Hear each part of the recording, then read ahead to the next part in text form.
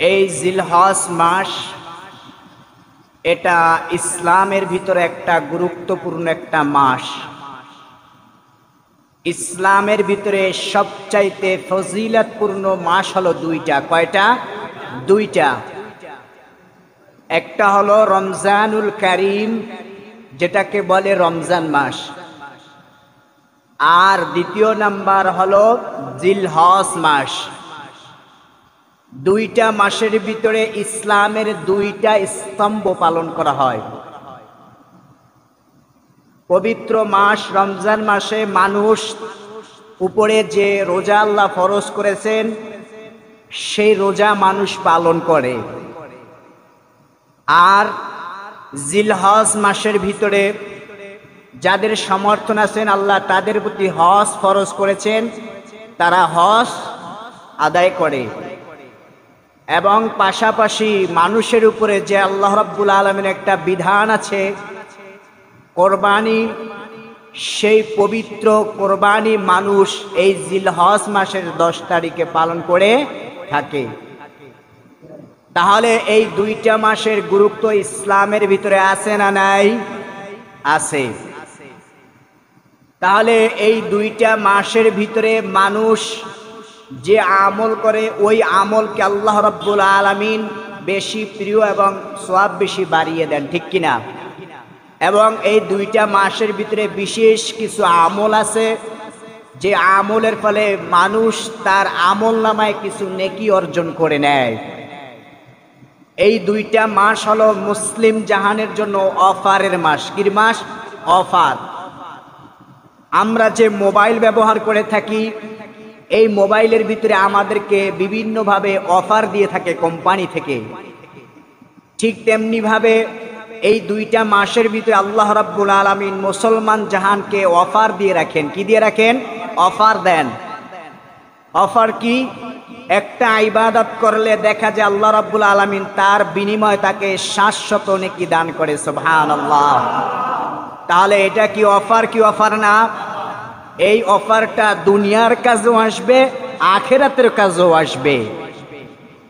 আর আমাদের যে দুনিয়ার অফার এটা শুধু দুনিয়ার ভিতরেই শেষ, কিন্তু আল্লাহর অফার দুনিয়ার ভিতরেও কাজে আসবে, আখিরাতের ময়দানে কি আসবে? কাজে আসবে।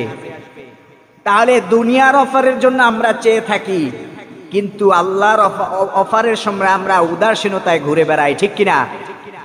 তাহলে আল্লাহর যে অফার আছে এই অফারগুলা কাজে লাগাতে হবে কিনা?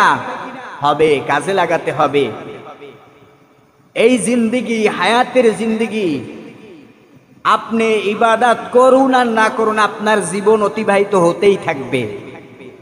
যে ব্যক্তিটা নামাজ পড়ে আর যে ব্যক্তিটা নামাজ পড়ে না, যে নামাজ পড়ে না তার কি জীবন বসে রয়েছে? তার কি জীবন কমে যাইতেছে? আর যে ব্যক্তি নামাজ পড়ে তার জীবন কি বসে থাকতেছে? বরং দোনোটা জীবনে অতিবাহিত হতেছে, দোনোজনে একই উদ্দেশ্যে যেতেছে। সেই উদ্দেশ্য কোথায়?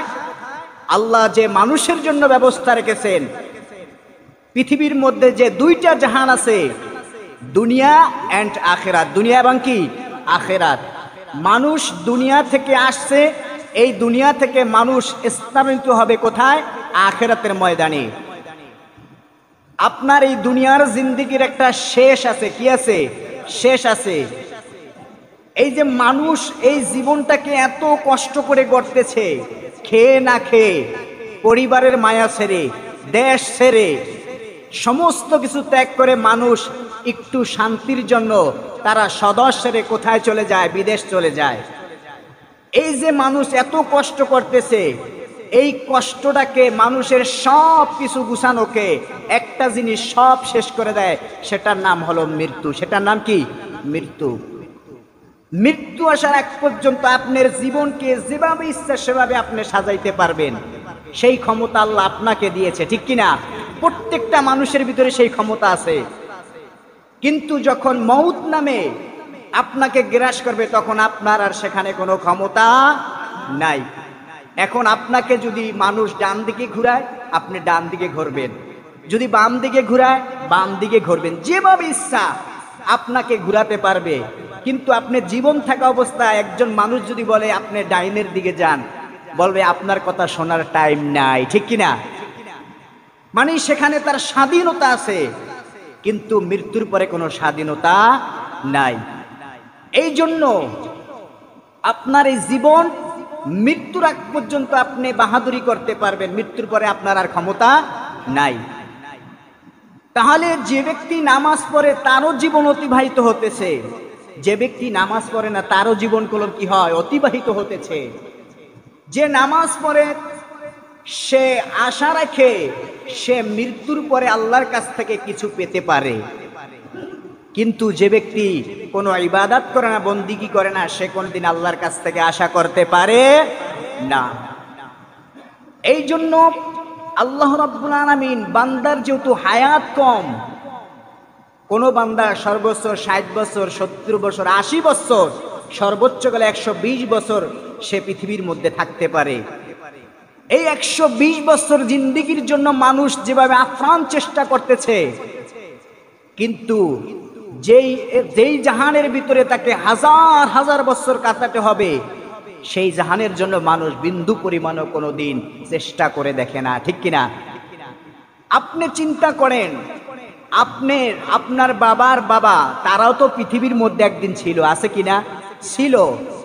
এই যে তারা মৃত্যুবরণ করেছে, কিয়ামত কোন দিবসে হয় কেউ বলতে পারে? কিয়ামতের খবর কার কাছে? আল্লাহর কাছে। তাহলে সে পৃথিবীর ভিতরে ছিল, আজকে পৃথিবীর ভিতরে নাই, কিন্তু কত বছর পর্যন্ত সে কবরের ভিতরে থাকবে কেউ জানে না। তাহলে যেই মানুষটা সামান্য সুখের জন্য তার পরকালকে সে ধ্বংস করতেছে, এর মতো ব্যাকুল এবং ব্যাকুব পৃথিবীর মধ্যে কেউ নাই, ঠিক কিনা? সেই হতবাগা, সেই কপাল পোড়া। এই জন্য আল্লাহ রাব্বুল আলামিন যেহেতু মুসলিম জাহানের জীবনের হায়াত কম, এজন্য আল্লাহ রাব্বুল আলামিন মুসলিম জাহানকে বিভিন্ন অফার দিয়েছেন। কি দিয়েছেন? অফার দিয়েছেন, যাতে সে অল্প ইবাদতের ভিতরে অনেক সওয়াব অর্জন করতে পারে। তাহলে এই সুযোগ কি হারাতে পারি আমরা?